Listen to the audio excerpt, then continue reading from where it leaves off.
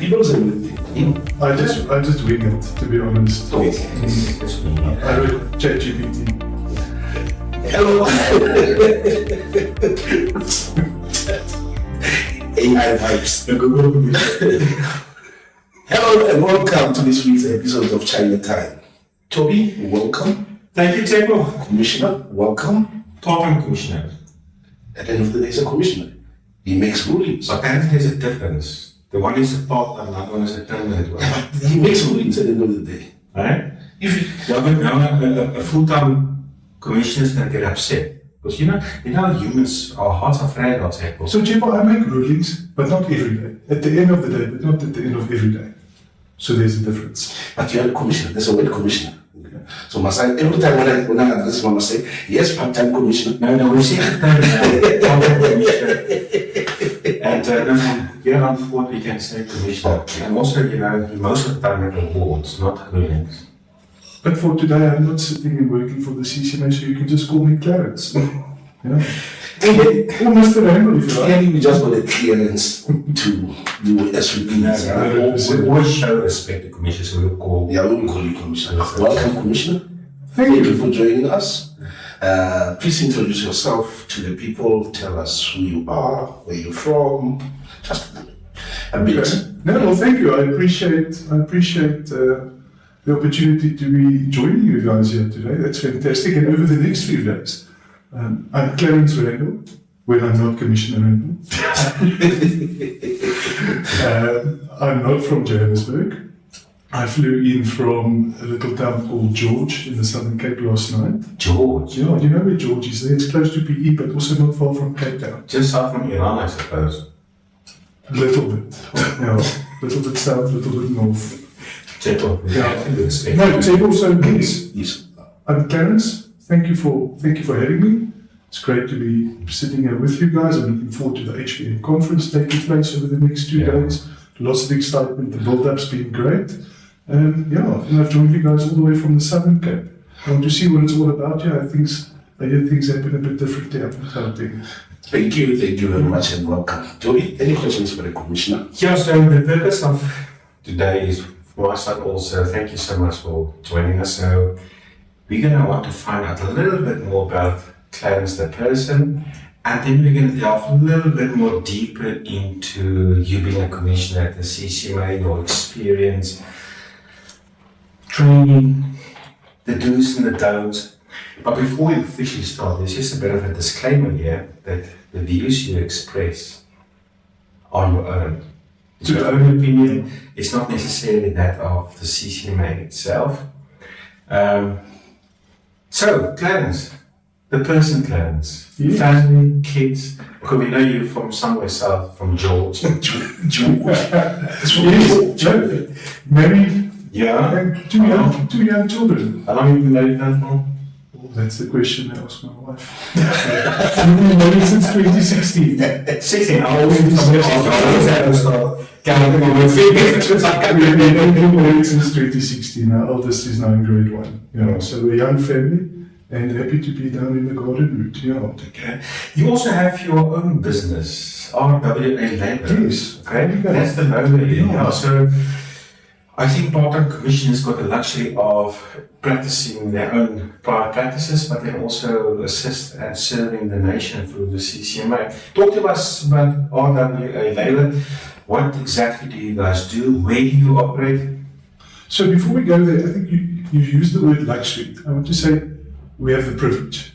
I feel that it's a privilege. It's from George. I feel that it's a privilege to be able to serve, and in my capacity as a part-time commissioner, and I serve on a few bargaining council panels as well. And that's where the privilege comes in. I have the privilege to serve, and I have the pleasure to learn from the parties. And taking those learnings from the parties strengthens me as a person, and I can take that back into the business when I go and consult. Because I can take real experiences that play themselves out in front of me, and I can add value to our clients at RWA. Can you talk about it being a privilege? Many commissioners are quite scared. Do you think all commissioners share your sentiment of it's a privilege to serve? I can't speak on behalf of everybody because I haven't met all commissioners, to be fair. The office that I'm based in now, most certainly, I think it's a culture of serving,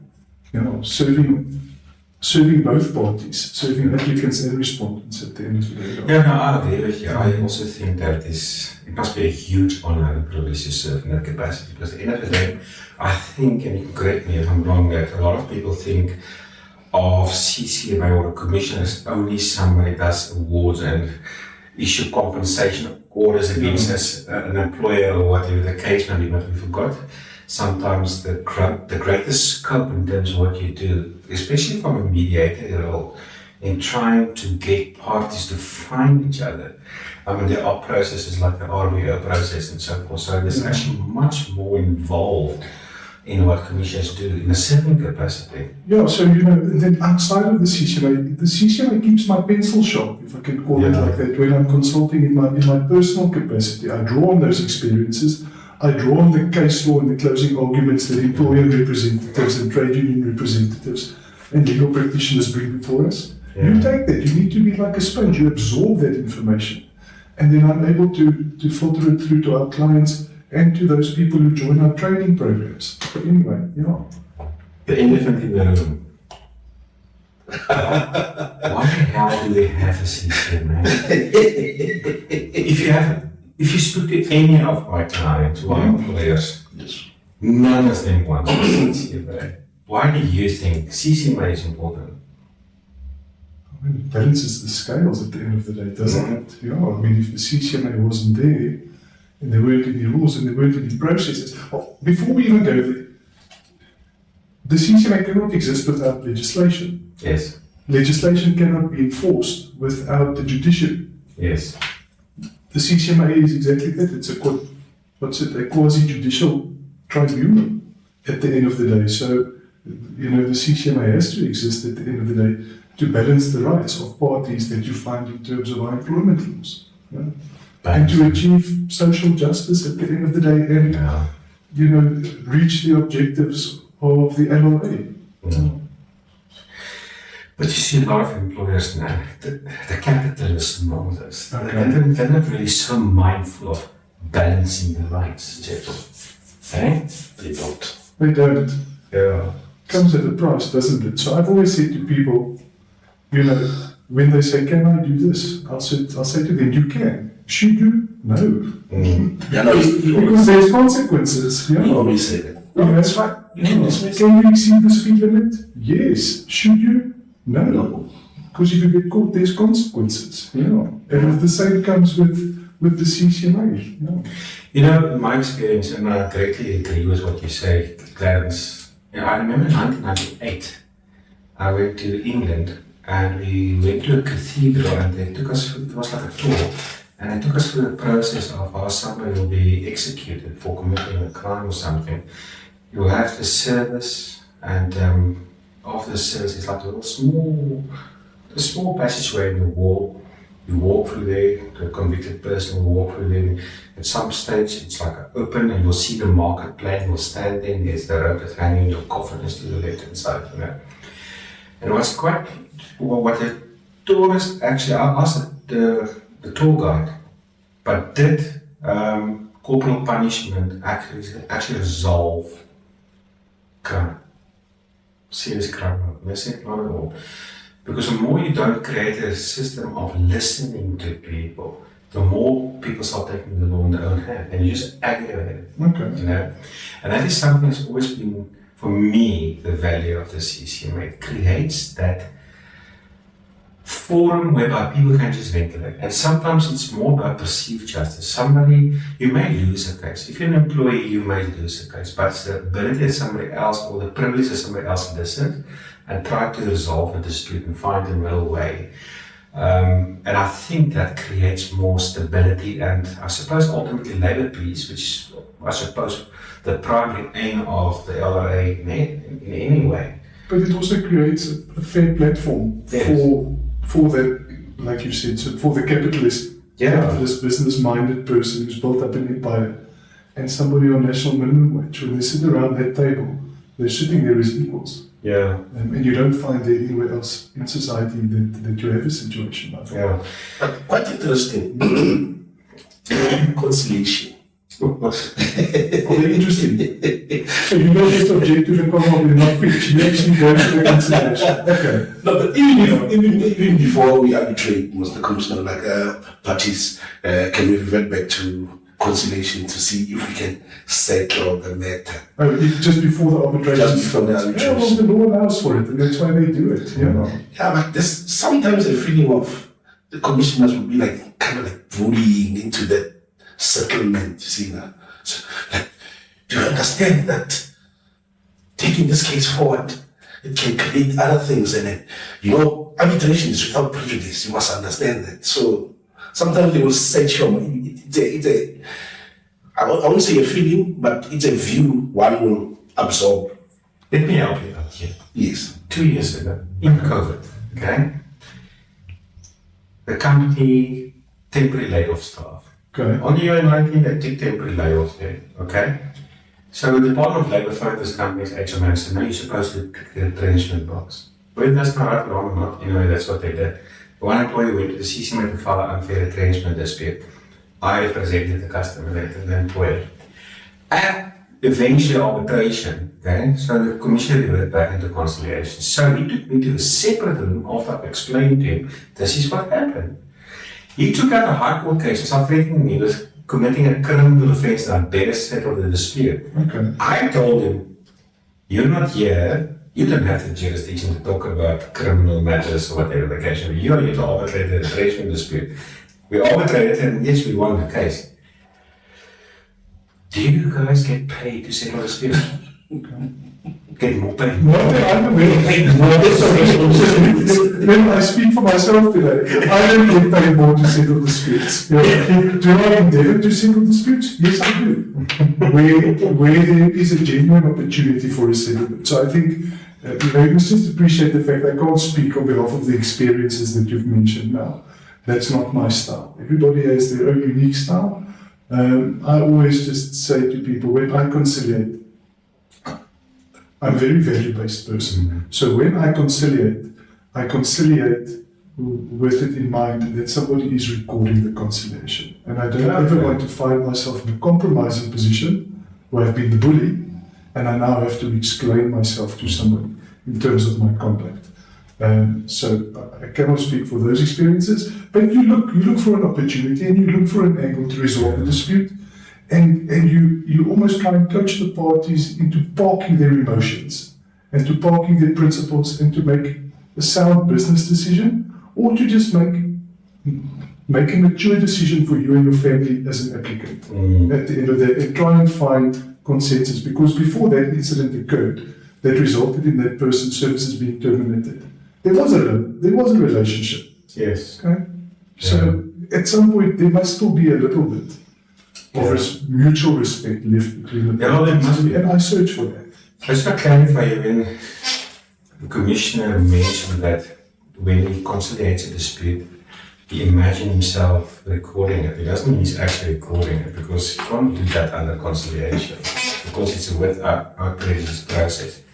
But yeah, just to clarify that. So yes, no, I imagine as if someone is recording me, and then I will have to explain my conduct in that process, although it's without prejudice. But I mean, if a person is making serious allegations or you're making threats that could be perceived as legitimate threats, there are certain times where that can be used against you. Tell me quickly, Clarence, a commissioner's main objective when he tries to resolve a dispute between parties.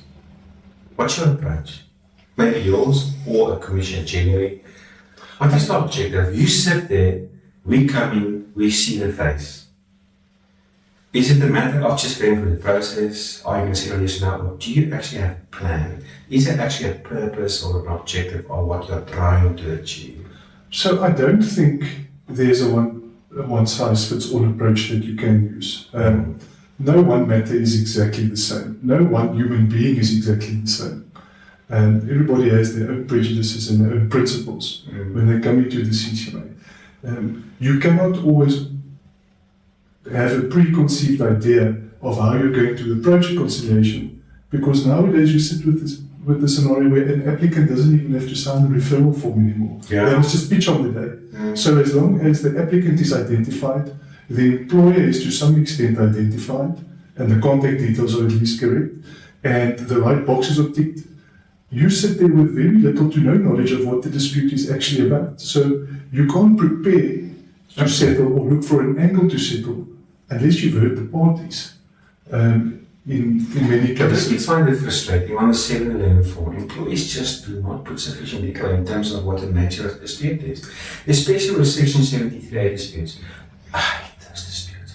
Because the employee will just say the employer owes me money. Now, how must I prepare for this? I mean, how will you as a commissioner prepare for that? I mean, you don't even know. No, you can't. So in an ideal world, it would be great if everybody ticked the right boxes and completed everything fully.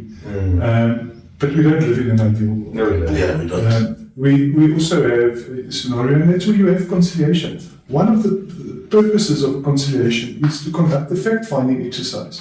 So reality testing apart, you conduct a fact-finding exercise, and that's where you often uncover the nature of the dispute between the parties. More often than not, there's a CCMA referral that comes across my desk, or the matter gets set down.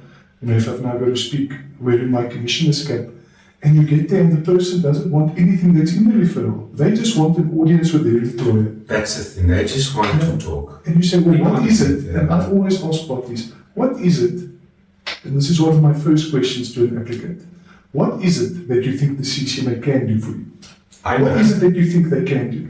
I know they can rule that they must pay, the employer must pay your service money. 12 months. I hope 12 months. But that's it. No, so it's a genuine question. What is it that you think we can do? Because people think, or the general public thinks, the CCMA solves all your problems. Or it's a cash cow. I don't know about that. I think it's a cash cow. A free ticket. You might have disingenuous people approaching the CCMA for a quick settlement to squeeze the employer out of a quick buck. But the large majority of cases are not those people. I think that's important what you say there, because employers don't understand this. They think employees are always mischievous and so, you know. I think ultimately it's got to do with our own sense of fairness, with our own sense of justice, you know. And a lot of employees, dealt with conciliation last week, Monday in Cape Town, and this employee was put in a hearing. She did not put for the hearing, and conciliation, she said the reason why she felt it was unfair is because she's not reviewed that she must agree for the employer to put her in a hearing. I know from an LRA perspective that's bizarre, but when I looked in the eye, I think she literally believed that. She must have researched it somewhere incorrectly, researched it or saw somebody's opinion, because there's a relationship. So in a relationship there must be communication. And if you say, I want to do this, then I would have to agree with you to get into that vehicle, to go to the inquiry. So it could very well be that she had agreed. There's a perception out there. The perception. There's a perception, Clarence, that commissioners are pro-employee. What do you make of that? It remains a perception. I can't comment on that. I've never found myself in that position. You've what? I've never found myself in a position where somebody has said to me, in the 10 plus years that I've had the pleasure of serving at the CCMA and the bargaining councils, I've never had someone in that process saying to me that this is designed for employees only. Maybe I'm lucky. No, I get it quite often where employers will say, you need to overcompensate in terms of your procedure, because the commissions at the CCMA are pro-employee and they have a habit of fighting against employers. I know it's not true. It's probably the other way around. When I look at our employment legislation, I think it's very even-handed. It's written in a way that all that our legal system, from an employment law perspective, requires from us. It's just that there be fairness. Follow a fair process. Give a chap a chance to explain. You know, when there's an issue, if I'm unhappy, because it's a relationship, and relationships can only exist with communication. If I'm unhappy, what do? I address my unhappiness, and at the very least, I require that you respond to that. And from there, we can decide how things move forward, if at all. So, it's just about the sense of fairness, and there must be a fair process. And with processes being followed, and I think this is perhaps where employers have this idea that a disciplinary code and procedure must be this highly over-codified document that follows a criminal law style. It's not. The courts, as far back as ever Elizabeth, have said, I just need to be unhappy, and I need to give you an opportunity to respond about the unhappiness that I have before I make a decision about the future of our employment relationship. Commissioner, can you please say that again? But look the audience in the eye. Because when What has been said has been said. about a procedure, Yeah. because when we sit in front of a commissioner, they look scary, Chaile. Yeah. So, I also find it that even if a code of conduct is there, and it serves as a guideline, and it's not written in as a collective agreement between the parties that strict measures must be followed, and the employer deviates from their own process, just look the other person in the eye and be able to explain to them why it is that I didn't follow steps 1, 2, and 3, but I followed all the other steps. And what prejudice did you suffer as a consequence of that? Because it's not supposed to be complicated. Labour law practitioners, companies, really complicate things in those capacities. That's, as you said to Elizabeth, the court requires a very basic procedure of engagement between parties as far as the procedure of fairness is concerned. But some people believe it must be a criminal trial. Sure. No, so it's, we've turned it into this creature of laws of evidence and weigh this up and weigh that up, and the reliability of witnesses. Ever Elizabeth and read Schedule 8, all it says is allow the person an opportunity to respond by making representations. In its most simplest form. Your view on exceptional circumstances, Schedule 8.4, when you don't have to, for those who don't know, in terms of Schedule 8.4 of the Labour Relations Act that deals with misconduct hearings, there's a part that basically say one of the provisions is that in exceptional circumstances a person or company can do away with this process, which typically defines a disciplinary hearing. Two things in my mind, and that's what I generally share with participants in the training. Strike that turns extremely violent would, under most circumstances, be termed to be exceptional circumstances. You're not going to be holding an inquiry for the person that's just torched your car. Okay? Fair enough. You're also not going to hold an inquiry for the person that comes to work wielding a knife, ready to attack someone. Security will escort them out, and you can send that person a termination letter. That's my view. Yeah. Why would you want to allow that person to come back into that workspace? And how safe would you feel if that person had to come sit in an inquiry at the end of the day? So, that's actually, you might have more experience on that. I have, in all the years that I've had the pleasure of serving, as I've said earlier, I've never had one exceptional circumstance dismissal case before. We actually, we've got a vast HR network. About a year ago, which circulated on our network that a lady was chairing a hearing, and a certain union was involved and they wanted to get an outside official to represent the employee. Now, in terms of Schedule 8.4, typically outside parties are not allowed to represent an employee. Okay? It's not cast in stone, I get it, but in that circumstances, they made representations and the chairperson lady made a decision not to allow it. Okay. They actually literally took out a weapon and shot her in the shoulder. Exceptional circumstances. Exceptional circumstances. Yeah. Clarence, are commissioners, I don't want to use scared or maybe more sensitive to them being taken on the review at the Labour Court? Because of arbitration award. I think it would vary from person to person, perhaps. Are you afraid? No, I'm not afraid. Okay. So, me personally, no, I'm not afraid. Okay. Why not? Because we also learn. We learn every day. We learn with parties. Today I sit and I preside over a matter and I understand that the accepted outcome is that you have to do something a certain way. And tomorrow our court say, all right, everybody, from tomorrow you do things differently. Yeah. Okay? I always make the joke that we all are guessing. Whether you're a chairperson, whether you're a commissioner, whether you're Labour Court judge, we all are just guessing. It's only Chief Justice that knows because nobody in the opinion. No, that's true. So no, when it comes to when you sit and you give a case the attention that it deserves, because it's the economic viability of a business on the one hand, and it's the personal circumstances of an individual and the other that you've got to weigh up. So you have to apply your mind to the issues. Yeah. And you have to grapple with what is before you. And sometimes you have to lose a little bit of sleep if you're not sure which way to go. And sometimes you do change your reward. Yes, okay, I'm writing it, the employer's going to win. Tomorrow I go, hang on. If I look at something that you with that process, you've done a case now, you're at home or your office or wherever. Are you just happy in work and that's it, or is it something that you grapple with? You know, do you find yourself in a position where you write an award and then later you can't delete it and you write a different award? Yeah, so not every award is like that. And I speak for myself, and you know, I've had a chat with colleagues as well in the capacity of wearing the Commissioner's cap, and some matters are straightforward. Yeah. And you already have an idea in terms of where you're going to go. You know, during the process you can see, all right, well, it appears that the applicant has presented a strong case, or the employer has presented a strong case, whichever one of the parties has. You can see, okay, well, unless there's something surprising that comes up towards the end, this is probably what my outcome is going to be. Yeah. And then other times you sit with situations where you just don't know. And it's not a case of rolling the dice and saying, well, someone's going to win and someone's going to lose, because, you know, we can't say, well, we're not going to give an outcome. And that's where you grapple with it. You look at the evidence, and then you look at reliability, you look at the relevance again, and you go through those misconduct. You speak to your wife and say, what do you say? No, don't do that.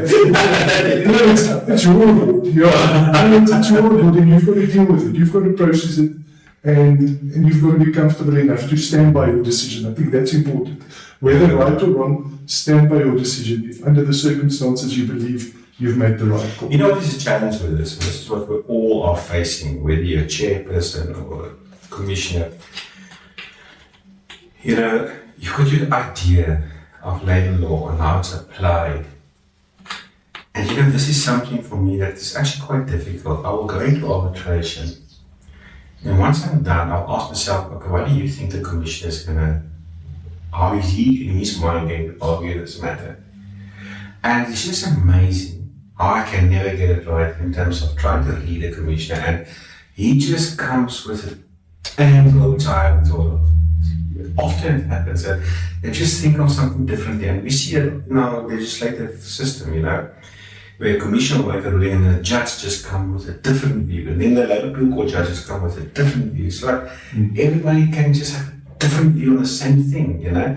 It's like saying that the pillow is really red, but for you it is really round. But it's a round. But it's still a pillow. Yeah, it's still a pillow. It's still a pillow. No, it is so, I mean, it comes with the territory. Yeah, it comes with the territory, and you've just got to deal with it. Under the circumstances, you just think you must believe you've made the right call. Yeah. Okay, let's get a little bit more deeper. In the canteen at the CCMA, do commissioners gossip about cases? That's silly employer or silly employer. Whatever. You know, employers always lying, or employers always lying. Before we get to the CCMA canteens, I think just to go one step back, when I did my CCMA training many moons ago, the one thing, and I can't remember who the presenter was, but just reminded us to say, when you write your award, write it for the party that's losing. So I don't know if many other arbitrators would, but that resonated with me. So when you write it for the party that loses. Explain that. Why? Because if you believe, like you've just said, you believe you've had a good case, you believe you think you're going to win the case, and you wonder what the commissioner is going to decide at the end, and then you think you've got it, and then they come with an angle and they decide against you. Okay, so that angle that you're referring to, that's what I'm referring to now. You touched on training. Talk to us. What training? No, we want to talk about the canteens. Yes. Don't lose the canteen. Listen, we've got too much work to worry about canteen talk. But then when you find the time. So it's a wonderful place to bounce the law off colleagues with. You're sitting there with people who are qualified attorneys, people who are advocates. And I'm speaking about part-time commissioners and full-time commissioners, someone who's come through the Department of Employment and Labour, Someone who's been at a labour law consulting firm for a long time, they've got all the qualifications. But through the union ranks, they've come through it. So it's nice to get someone else's perspective on the matter. It's still your decision to make at the end of the day. We're touching on something a month or 2 months ago already at the CCMA here. You know, there's this case law that came out that stated that, and you know, often you see these kind of rulings by the courts that the CCMA rules, they're just guidelines. So we're thinking, Hold on now. So in this case, this whole thing about objecting against conduct for the dismissal dispute. Oh, yes. Okay, so the LRA states that a party can object. It doesn't say you have to do it within 7 days before the set down. So what the CCMA will say, you must do it 7 days before set down. But now, this judgment basically sort of creates the impression that the CCMA rule is actually in breach of the law because the law does not. It's a jurisdictional issue. If you don't have the jurisdiction to operate, you don't. Whether you did it the day before, set down, or 7 days before, that's not the point. So to come back to Canteen now, here at the CCMA Pretoria, that was 2 months ago or so, a case was referred to us late, and we literally objected the day before. I went in and I said there was an objection, and the commissioner said, sorry, you're late, you're out of time. So I had my case for me, I read it there, and whatever the case may be, and I call it a professional exit. Okay. I'm just going to the bathroom. You're comfort. In comfort break. And then I read out, and I saw someone talk me to another commissioner, you know. So my question here is because of what you said, that it's a way of bouncing ideas off. But what I've asked myself often is it a matter of not all commissioners being updated on recent case law developments, and some actually doesn't know? I got the impression this commissioner didn't know. And when she came back, it was fine. It was fine. So the CCMA does develop. It has its own ETD, so its own training plan, its own training department, where there are various topics where commissioners can become subject matter experts.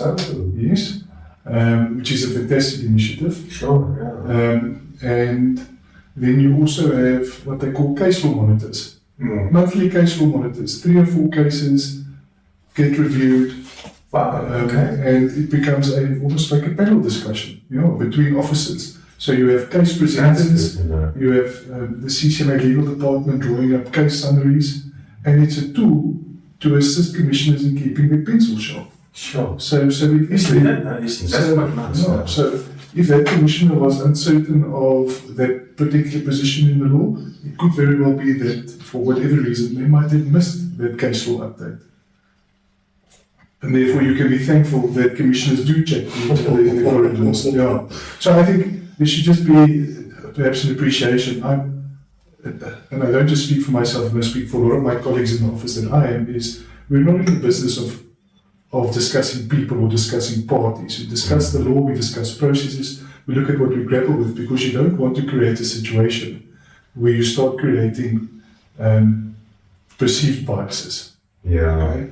This union representative is always late, or this employer rep is always throwing in points in limine. And you don't want to label people as Mr. Point in limine and Mr. Difficult Trade Unionist at the end of the day. So we try to stay clear away of that. That's our culture in our office where I work from. So I mean, I've said these are my views. I can't speak on behalf of the entire organization.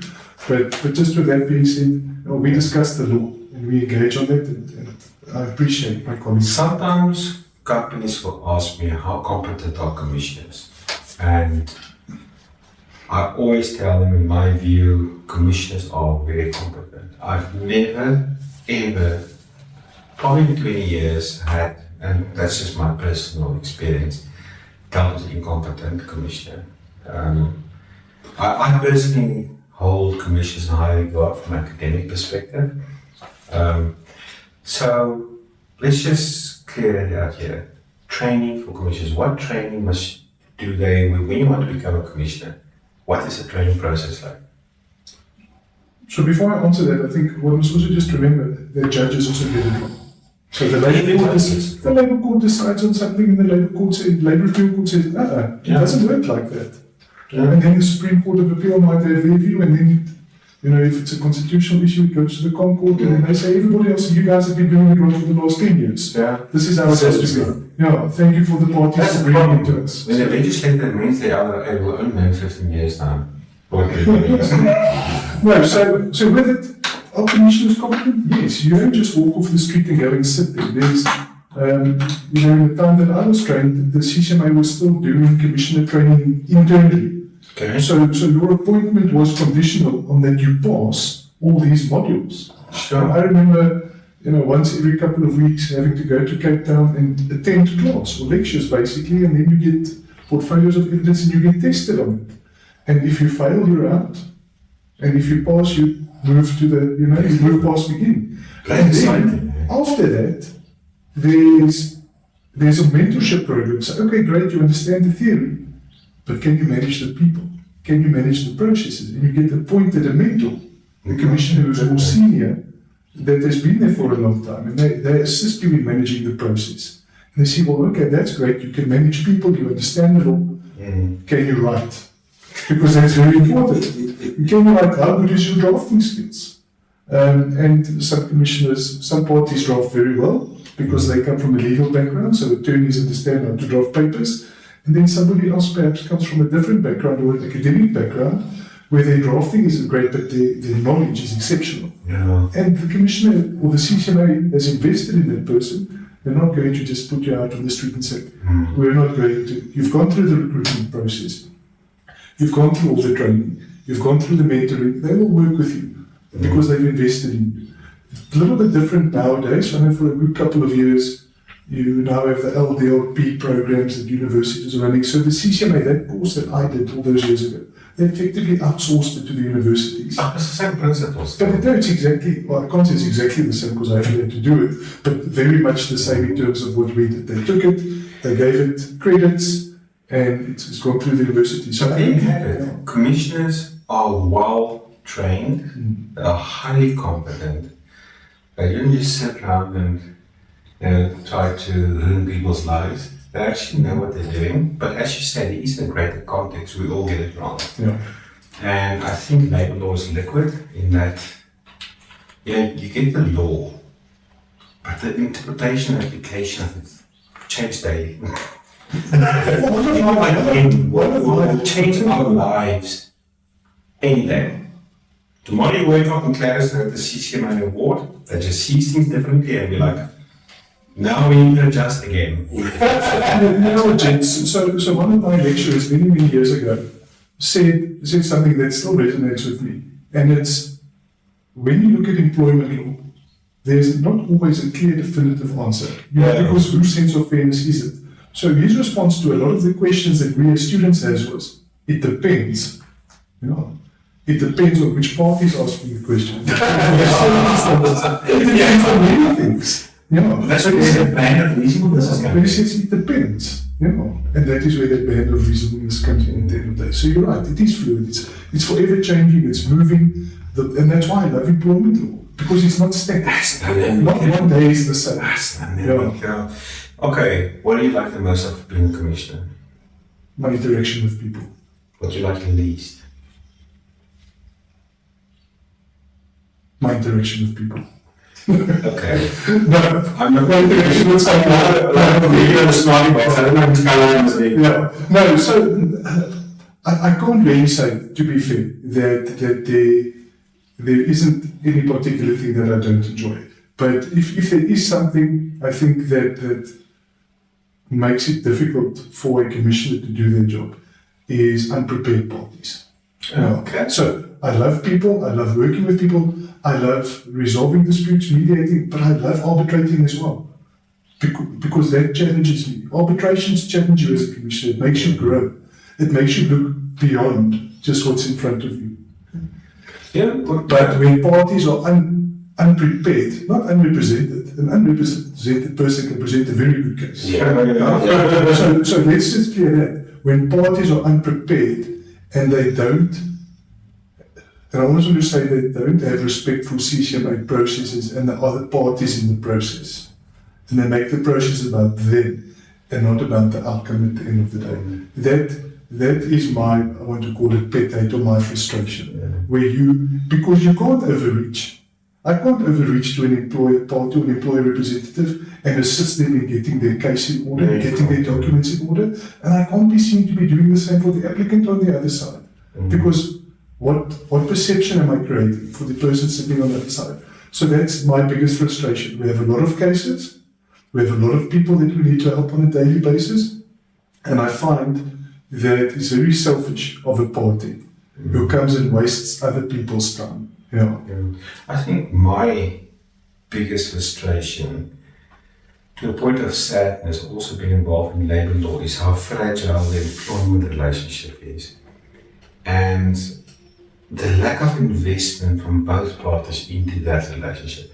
If I can speak for employers,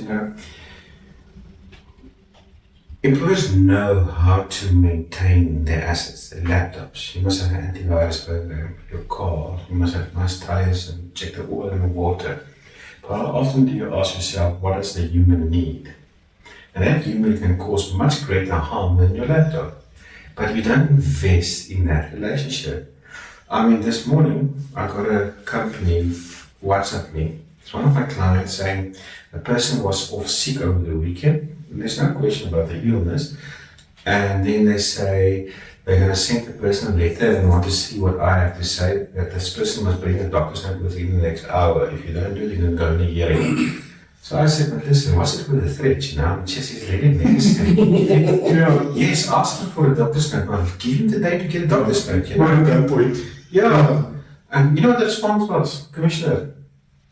No, we would lock it to an hour because then we know you won't get it, so then we can put him in a hearing. Misperception of when to put someone in a hearing, but that's the idea. And then this is the thing, I was just like, that investment bank is so empty. But it goes both ways. Employees do the same thing, I mean, now just this morning, also a case where an employer is busy talking to you because the relationship is done to enter into a mutual separation agreement. And the employee lied, can I just phone my lawyer in private quickly? Yes, sure. The HR manager walked out, came back, he just deserted. So that's the thing that saddens me, is how fragile this relationship is and how we end up, I don't know if it's a South African thing or not, but we enjoy screwing each other too. Yeah, that's Well, that's maybe why the CCMA is the world's biggest dispute resolution forum. It's because we're the biggest dispute resolution body in the world is the CCMA. It's not necessarily something to be proud of, because it means we have.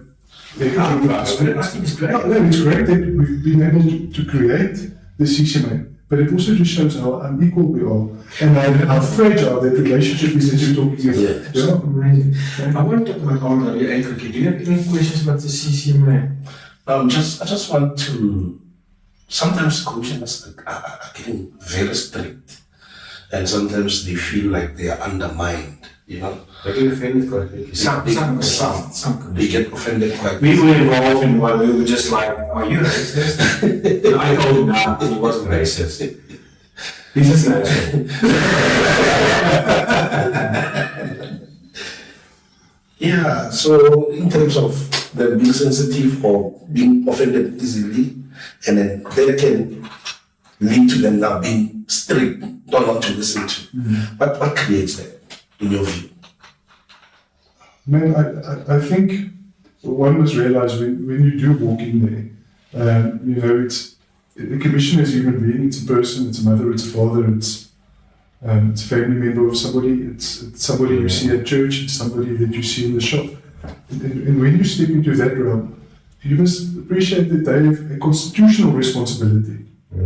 Not just this statute or that. They've got a constitutional responsibility to ensure that there's fair labor practice at the end of the day. And with that responsibility, they also need to be seen as an authority figure. Okay? And you do have that. You have that situation where, and I've seen it, where either party, because they're at the CCMA so often, they sometimes become, what's the right word, become familiar. Yeah. A commissioner is not there to be high-fived or fist-bumped. No, it's not the place for that. Okay. And you might find that a commissioner will engage with parties and enjoy the engagement, but when parties become too familiar, they've got to draw that line in the sand to protect the parties and to protect themselves so that the process can stay legitimate. Okay. And I think perhaps that's where it comes from. A lot of the time to say, okay, hang on, let's draw that line in the sand, let's be serious about what's playing out in front of us, because I've got to be open-minded when I make this decision. Yeah. Okay, so just quickly, RWA labor. Ready, willing and able is not what it stands for. I thought you were going to ask that. Do you know how many people ask that? RWA, what does it stand for? He says ready, willing and able. I thought, maybe I should change. We're just trying to be funny now. He's not entering our environment. You're not the only one with I'm still ready for that. He's in the harmonic world, so. He's in the house now. Yeah. just getting ready for today. That talk, you can earn label often. Talk to us.